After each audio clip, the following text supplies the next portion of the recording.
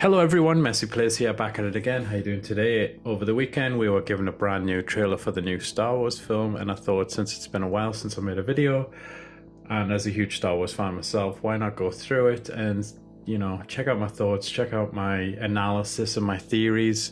This isn't a live reaction. I've watched the trailer before, and I think it's better that way because I've had time to digest it and think about what could be happening in certain scenes. So let's just go through it together. Okay, so what do we have first? As always, it starts with heavy breathing, which all of the new Star Wars films have had for some reason. The first one was Finn. Okay, this one starts with Rey. Now, I'm going to keep pausing it. Obviously, this film is going to be about coming full circle, which would lead us to believe Rey's back on Jakku. That seems obvious, so maybe it's true. It would be very much like Return of the Jedi when Luke returned to Tatooine at the start to help rescue Han and Leia. For some reason, I'm leaning more towards this being Tatooine as well. I'm about 50-50 on that. On one hand, it could be Jakku. Obviously, there's no real difference between them in the films. We know Jakku is a junkyard for massive ships, and we can't see any in the frame, so maybe, it isn't Jakku. But something about the storyline in this one, I feel like it's obviously with the title, it's gonna tie in more to the Skywalker legacy, and with Ren being there, I feel like there's something in Tatooine that they're both after. So let's keep going. Obviously, Rey is concentrating pretty damn hard. This scene is curious. Right, okay, so Luke just said something there. Obviously, this is implied to be Force Ghost Luke. He said, "We've passed down all we know." Some people are speculating that could be a cameo from Obi-Wan, maybe Qui-Gon Jinn, maybe Mace Windu, whatever. I think it's most likely going to be Yoda back for another cameo and Luke giving us some more training. Now this, I'm a little upset about. I think this is indicative of just them so unable to let go of the past. She's using Luke's original lightsaber still. It was torn apart in The Last Jedi. It got 2 more movies out of it, and I think that's time to let it, be retired. Literally, let it go. Let the past die. And they're just unable to. They're unable to give Rey anything of her own. I think they're so scared of it, just not living up to the legacy. Like the prequel lightsabers, they're mostly kind of just crappy designs that are really forgettable. But Luke and Vader's, maybe to a smaller extent Obi-Wan's, they're really classic memorable designs. And there is just a point where you've just got to say, look, it's beyond a joke now. It's literally destroyed. We'll have to just let it go. She would build a new one. That's part of the training, isn't it, to build your own? So she's still got this. Obviously, it's still blue because they would never want to change that. I can't remember what this is called. Is it like the Interceptor and the Enforcer? This clocked instantly. This is just like the Phantom Menace teaser. I think it said every legend has a beginning. So every generation has a legend. Okay, so is this talking about Luke?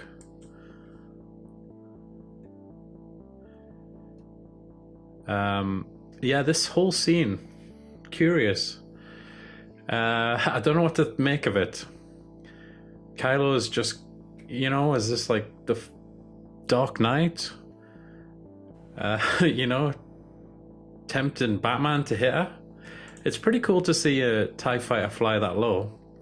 But is this like a dream sequence? Is this actually happening? Is Kylo chasing her down in the middle of the desert? I do think maybe it's a fake out. My theory is maybe that it's not. It's either a dream or it's not Kylo on board, because you know, I'll talk about this later, but it seems like the Knights of Ren come back into play, and I think it could be in one of them on board. So she's like, this is straight out of Fast and Furious or something. She's jumping over the TIE fighter. There was concept art for The Force Awakens. Oh god, concept art of Rey on top of like a spaceship, poking her head out the top, slashing Star Destroyers with the lightsaber to destroy them. I don't know how that would even work. Like, you know, how deep would it be to like make actual damage to those things? You know, imagine the scene from Aquaman where Aquaman's brother is riding along on that giant whale thing, and he's slashing the submarine. It was pretty much that, but with a lightsaber. So I think this is a callback to that this Christmas. Okay, this instantly reminded me of Rogue One, when the X-Wings come into, I don't know the names of the planets from that film, but it's where Mads Mikkelsen and the engineer scientists are being held at gunpoint, and you've got that shot when the X-Wings fly into like the crevices of the canyon. There was a very cool shot, very coldly lit, and it was exactly like this. My theory is that maybe this is Lando's new planet. Probably Cloud City is destroyed at this point. You know, I imagine maybe there's going to be an explanation to how the lightsaber ended up with Maz. Now, I think if Ren knew it was dropped inside Cloud City, you would tear the place apart to find it. So I think Cloud City is long gone. But I think this might come full circle with the story of how the lightsaber got from Cloud City to, you know, Maz's castle. And I think this is probably where Lando lives. It's got a nice vibe to it. It's kind of, what is that? Yeah, obviously like that's light, but it looks like the light is coming out from cracks in the rock, which is pretty cool. Obviously you can't really ascertain much else. Right, now we have Kylo Ren. I didn't watch the panel, so I don't know if they went into any, you know, any in-depth discussion on the scenes that are occurring in the film. I know Adam Driver wasn't there. This, I think, is going to be the start of his journey to turn good, because I think this is a Knight of Ren. You can see he's holding a weapon, and Kylo is he's not killing them. He's basically just doing bodily damage, and the stormtroopers seem to be fighting alongside him, as we can see in the background. It's a pretty interesting landscape. It's got that red mist in the air. It's kind of similar to the planets that were shot by the what was it called? The Starkiller base. So I think obviously a major theory is that Kylo Ren's going to turn good, which, you know, why not? Because they've ripped everything else out of the original trilogy. Why not have Kylo be redeemed? The title of the film is The Rise of Skywalker, and Ben Solo is a Skywalker. He's, you know, he's his mother's child, Leia Skywalker, so it's in his blood. And it is so predictable that I would bet my life on that happening. Kylo's going to turn good because of this oncoming threat that we know about from being revealed in this trailer towards the end. They've said that the Knights of Ren come back from like beyond uncharted space with a bigger threat, and maybe they're angry at Kylo Ren for killing Snoke. Who knows? But it seems to be the arc that Kylo's going to turn good, which why does he have to turn good? We've already had that story. Vader redeemed himself. And I think Vader, well, no, he had a lot of blood on his hands. You know, everyone attributes the destruction of Alderaan to him. That was pretty much Tarkin. He's just the enforcer. But he did kill the the youngling, so, you know, he does have direct blood on his hands. I think Kylo Ren was a more major proponent in destroying, like, the Republic defenses, those 7 planets that blew up. So he's deeply evil. Like, it's deep in him. And, you know, would it be so terrible if when Snoke is dead, which he did, to, like, rise himself to the top of the hierarchy?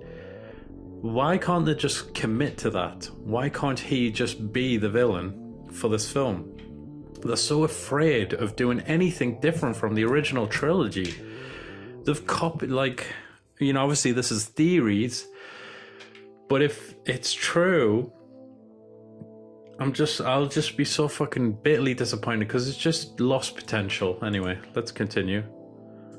You see, this just, oh my god. Like, let's just forget the fact that he bashed his helmet into a pulp. It was ashes.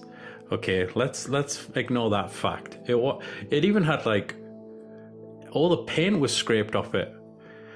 It wasn't broken into massive shards like this. Even ignoring the fact that he probably has a 3D printer on one of his ships. He probably has spares. He probably has 100 of these things. Ignoring the fact that, as an aside, I like The Last Jedi. I think that's a good film. I don't like The Force Awakens, but I like The Last Jedi. And I like the idea of him being embarrassed by Snoke, realizing he is kind of just a cosplayer of Vader, and stripping himself of that disguise.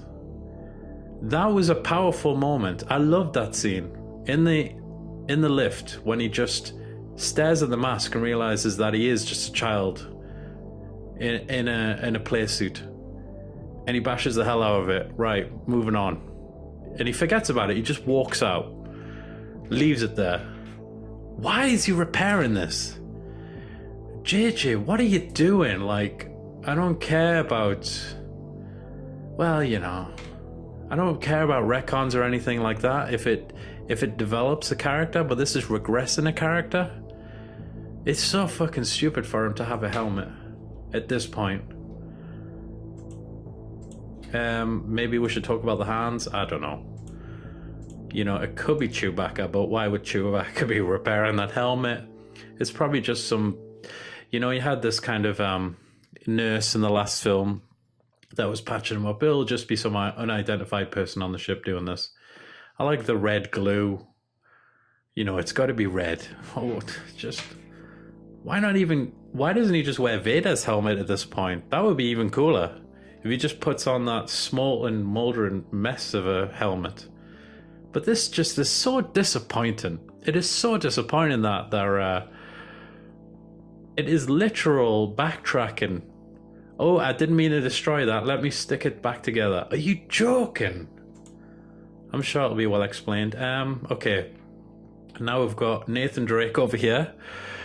This is a pretty obvious homage to Uncharted, and there's nothing wrong with that. J.J. Abrams has said it in the past that he's a huge fan of the Uncharted games. He's a huge gamer in general. I think he was developing a Portal movie at some point, maybe even a Half-Life film. I remember, what's that film called? Like Super 16 had a tie-in mini movie in the game Portal 2. I think that's right. So the guy is deeply engrossed in gamer culture, and this is obviously a reference to Nathan Drake. Like, honestly, the scarf, the I'm moving my cursor around, but I forgot that I turned the cursor thing off. The, like, over the shoulder, I don't know what you call it. Anyway, that's Nathan Drake. Finn's back, which is great. I think he was a little underserved in The Last Jedi. I think everyone can agree with that. His plot line was pretty inconsequential. I'm not digging the haircut, man. I think they did you dirty there with that haircut. I don't know, I'm just not feeling it. I'm hoping he's not going to turn out to be Lando's son. Although I think they mentioned that he has a daughter.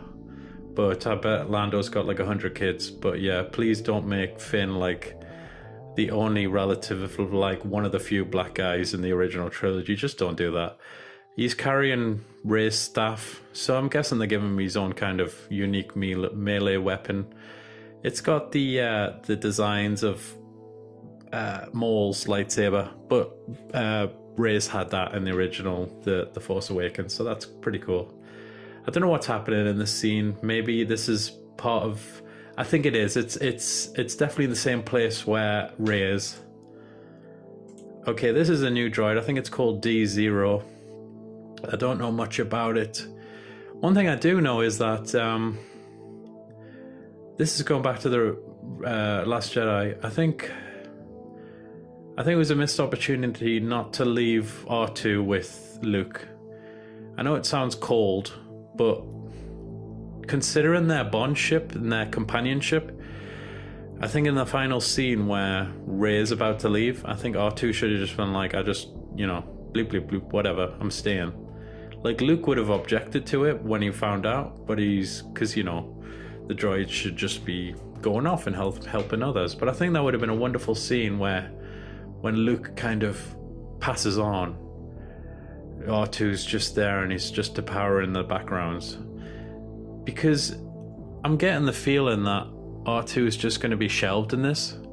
They've got, you know, their new droid, which is obviously BB-8, and now their new droid, which is for, like, let's be honest, it's for toys. There's nothing wrong with that. Star Wars has always been coming up with new designs and stuff for toys. Did you know that the engineering copyright for BB-8 was made before Disney even bought Star Wars? They bought the design for a ball with a head, and they just had it on a shelf and they were like, how can we use this? Oh, we've bought Star Wars, let's make a droid of it. So that's cool.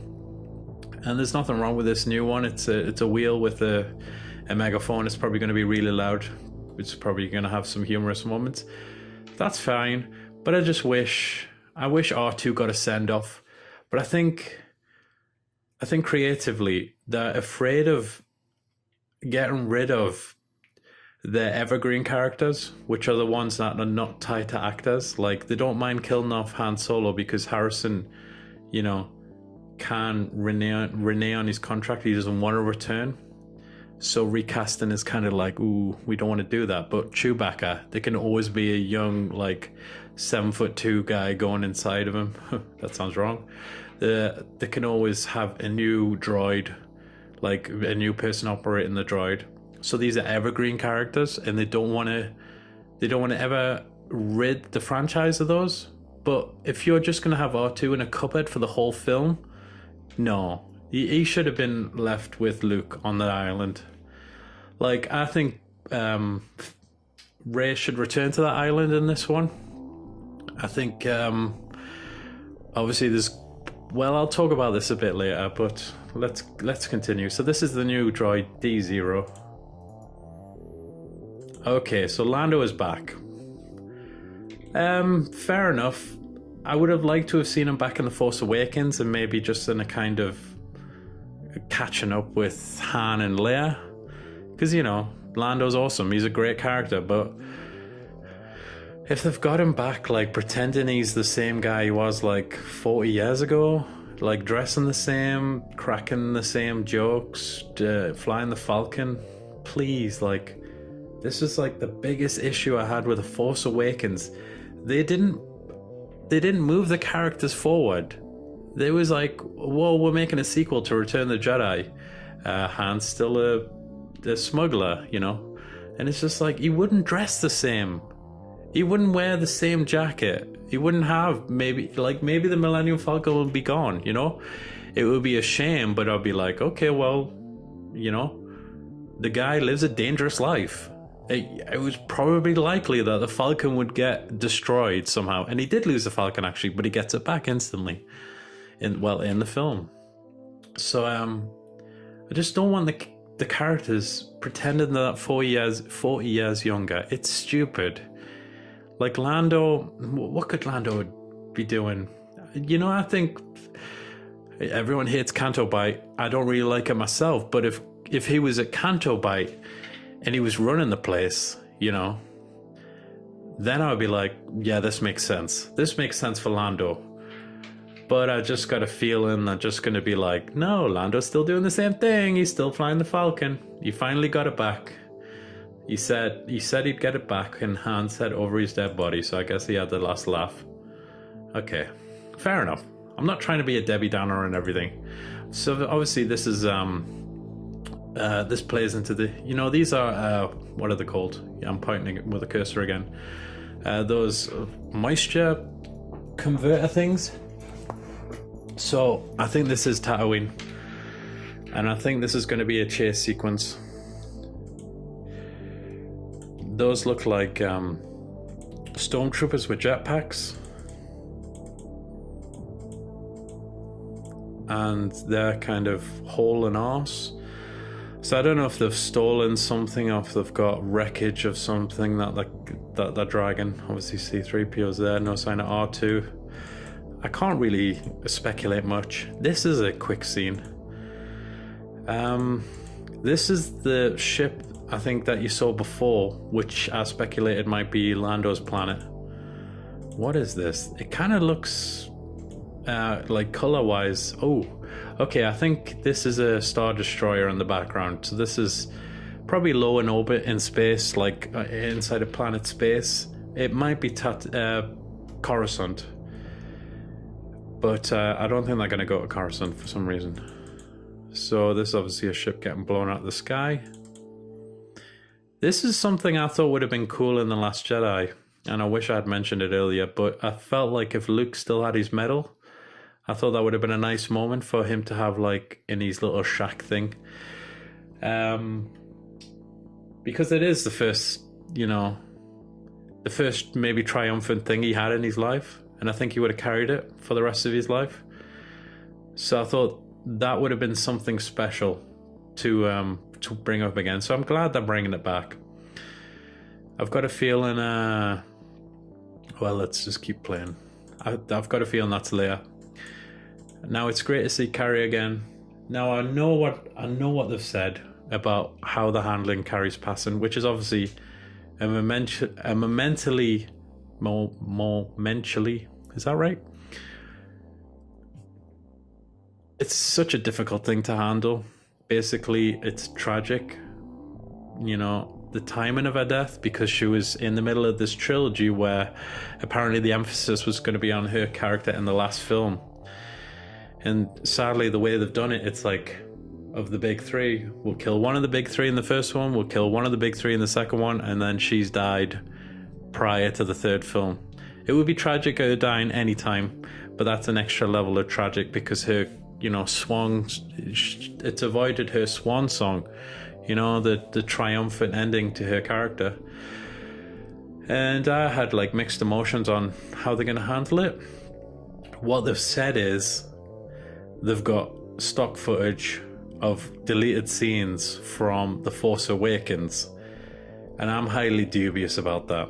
What I think is they're going to animate a couple of scenes, which, if they've got the family's blessing, that's fair enough. But I feel like they're avoiding telling people because people will get into the kind of drama news cycle of this is ghoulish. You can't reanimate the dead, literally. It's Tarkin all over again, who look like a kind of rubbery sock puppet. Now I can already tell. Okay, so this is obviously Leia's outfit from The Force Awakens. And I think maybe this is a scene, if this is maybe Rey getting off the Falcon. So that's fair enough, if they've got extra shots, extra angles to use. I think it'll just be sad if she's got no kind of dialogue that pushes her character forward from where she was in The Last Jedi. If they're just going to use canned phrases, you know, you can't have a moment with a recycled, you know, a recycled character like that. You can't have. It's not fair to her legacy. It's what they're doing with Mr. Potato Head in Toy Story 4. They're using lines from the old films, and it's like, that's so disrespectful.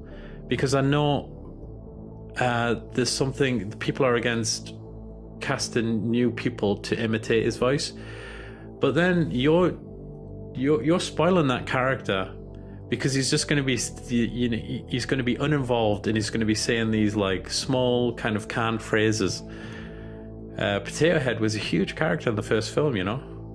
He wanted to lynch Woody, you know. He was very opinionated, and I feel like there's going to be something similar here. I feel like maybe Leia is only in a couple of scenes, something just to help them pass her on.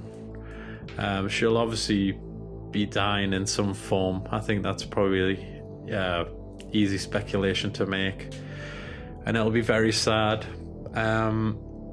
I do wonder how they'll handle it. I think if we go to this shot is animated. I don't want to be the I can tell by the pixels, but I can tell by the hair. It is so glossy, and that ear is like rubbery. Like, this is not Carrie Fisher, that's CG, and that's fair enough. Maybe it would just look too weird with young Ray, you know. That's Daisy Ridley from like 5 years ago, so they've got to get around it, but just don't lie about it. You know, yeah, you're reusing stock footage, yeah, and you're going to be animating enough for probably 90% of that. Fair enough. Well, if you can make it work, then do it. I think it would be a bit less conspicuous than hiring someone else, you know, in the 9th film to just kill her off, and it's a completely, like, it's Stevie Nicks or someone. That's going to be too weird. So whatever, who cares? Okay, so this is the final, well, I guess the penultimate moment. This is probably Endor, and no, there's not going to be any Ewoks. That was a moon of Endor. This is Endor. It seems like BB-8's here, D-Zero's here, C-3PO, Chewbacca obviously, Nathan Drake, Finn, no R2. Like, just kill him off. You should have left him in The Last Jedi. But okay, so here we go. Why are they looking for the remnants of the Death Star? Now, in The Force Awakens, they had concept art of Kira, who was like the original version of Rey, diving into the wreckages of the Death Star to, I think it was to find the map to Luke. I think there was data to find Luke. And that's a cool idea, you know? Massive wreckage of the Death Star. Why not? I think it would have worked better at the start of the trilogy, because it helps bridge the gap, and then it starts the story anew. This is what we know. This exploded in Return of the Jedi, and it's now in the next film, but we're moving on from it. Bringing it back in the last of the trilogy kind of feels like we didn't know where to go. And it's just carrying a backpack or something interesting. What could they be looking for? Well, it's probably going to tie into this. Okay. So what do you call that? The coda of the trailer. So it seems like Palpatine's back. What do I think about that? I don't know what to think. If it was seeded, if Snoke was talking to somebody off screen, or meditating and communicating with somebody, if there was breadcrumbs laid to a bigger plan, I would have been like, okay, this is interesting. Where's this going? At this point, it feels like they've got a mess on their hands and they didn't know what to do. I genuinely feel like JJ didn't want Snoke killed off, so now he's literally just bringing back what Snoke was a rip-off of, with no lead-in. You know, absolutely.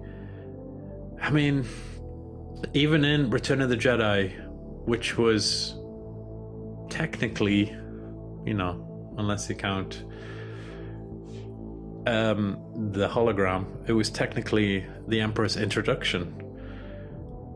So you can't introduce this guy in the last of a trilogy, but you've got to seed it.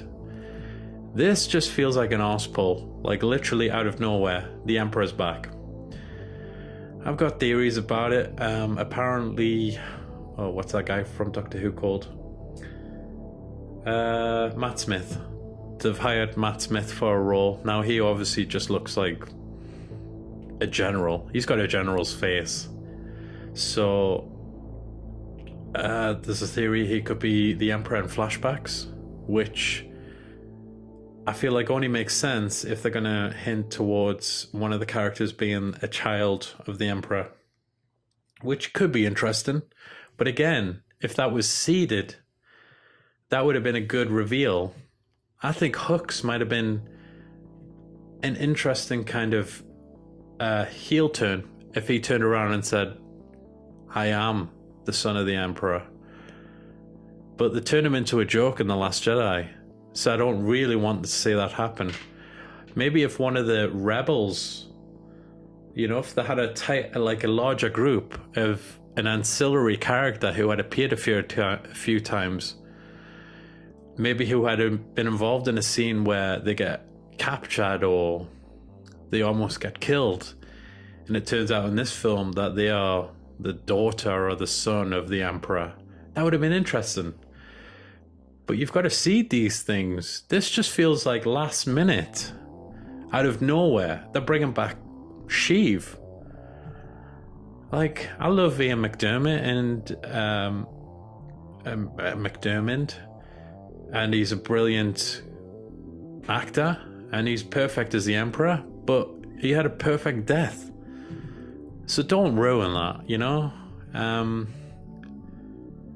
It just feels like I'm excited for it, and I don't want to be cynical about it, because I do think there's a lot of cynicism in the world, and there's a lot of ragging on everything before it's had a chance to come out, to give it a fair chance.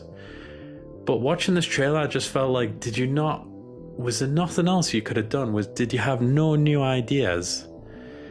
Like, there was no new ventures you could have went down, or opportunities to take this to new places. You couldn't have committed to Kylo being the villain. Like, it's like they didn't want to besmirch Leia and Han's legacy by having their child die evil, and like basically that's their ancestry gone. So he's got to turn good, which means he needs a bigger foe. It's like, if that storyline is really hard to navigate, then that means it's the right storyline. That's the one you commit to. That's the one where we need to write this with finesse to pull it off. So Kylo is not going to be a redeemable character. He's not going to be sympathetic. And Rey is going to have to stop him. That's interesting. But to have him turn at this point, it's not going to... It's going to be... it's not even going to feel like he's been a joke character who's lost in every film to the lead, and now he's just going to turn good anyway. It's going to feel completely pointless. If they bring back another Death Star, if, you know, obviously the Emperor is coming back, and I think this is something other people have speculated, that it's going to be it's going to be a red herring, and he's going to be in hologram. No, listen to me. After what happened with JJ in Into Darkness, and what has technically happened with the handling of Luke, whatever they tell you is happening in this film is going to happen. Palpatine is going to be a character in this film. They've already confirmed that Ian McDermott was on set and he's filmed scenes. So it's not going to be like you get to the film and he's just on a camera for a cameo. No, it's not going to be security footage. It's going to be Palpatine back from the dead. And it's not going to be flashbacks either. It's going to be present day Palpatine. They're not taking any risks with the perception of this film being misleading or underwhelming. They're basically going to shovel you nostalgia and tell you to lick it up, because... And I'm gonna be a Last Jedi defender. They tried something new with that, and people hated it. And they hated it because Ryan was cleaning up the shit slop that JJ gave you, because he is so terrible at crafting a story. He doesn't know how to do it. He only knows how to pander to nostalgia. So he remade A New Hope, and he set up all these crap questions with no answers. And Ryan came in and he's like, well, I've got to do something with these, so I may as well do something interesting. And people were like, oh, but she was meant to be a Kenobi. She was meant to be Palpatine's daughter. She was meant to be Luke's daughter. He didn't even want that question hanging over people's heads because it's not interesting. She's our own character. You shouldn't have had this kind of ponderance over who birthed her for 2 years. Nobody cares. Tell me why she's interested in, in her own story, not from her past story. So I like The Last Jedi. I think it's a great film, to be honest. I will defend that film. And I hate The Force Awakens. I think that's a terrible film. And I think this film, my outlook's just not so good. I just feel like JJ, as soon as I saw the trailer, I was like, he's doing the Return of the Jedi. Even though Ryan also technically did half of Return of the Jedi with how he dispatched of Snoke, which he needed to do because that was just JJ's attempt at a recycled Emperor. And he was like, we've got to get rid of this guy because we're just going to be doing the exact same thing again. So I'll get rid of him for you. And now JJ was like, psych, I'm going to bring the original back and we're going to kill him again. So I'm not.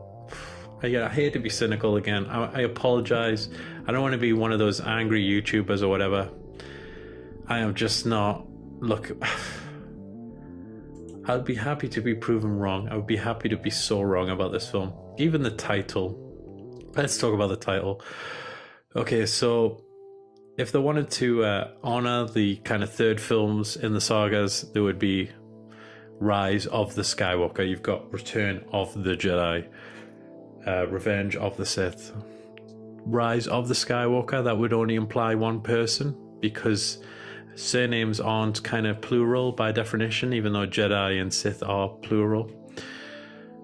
So I think if they did Rise of the Skywalker, it would only imply one person, whereas I think doing it this way, they're leaving it open to multiple people, which Kylo's going to turn good. So he's going to be risen as a Skywalker. He is going to be the Skywalker that he suppressed is going to rise out of him. He's going to turn good, probably die. So that's the rising of his Skywalker. I think Rey will take the title to honor Luke, so she will be another Skywalker off on her own adventures. And I think she's going to open the academy at the end of the film, probably. That little kid from the coda in Last Jedi with the broomstick, he's going to turn up at the door. And I don't think she's going to call them Jedis anymore. I think she's going to call them Skywalkers, which is quite interesting. That's quite cool. It's not a bad name, We're going to be the Skywalkers. This is the Skywalker Temple. So I think that's going to happen at the end of the film. Hey, they might even do like a Harry Potter thing where it's like 20 years in the future and she's just there training the kids. Why not? Who cares? Cool. So that is the trailer. I'm sorry for ranting and I'm sorry if I got really cynical there. It's just my honest thoughts and I would love to be proven wrong, but I've just got deep concerns about the predictability of this film and I'm just hoping it is not what I imagined. Please prove me wrong. I'm rooting for you.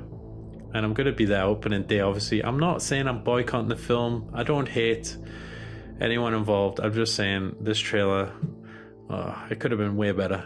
But anyway, I'm still excited. So I hope you enjoyed that video. If you did, please like, comment, and subscribe. And catch me next time for some more Messy Plays. Goodbye, guys.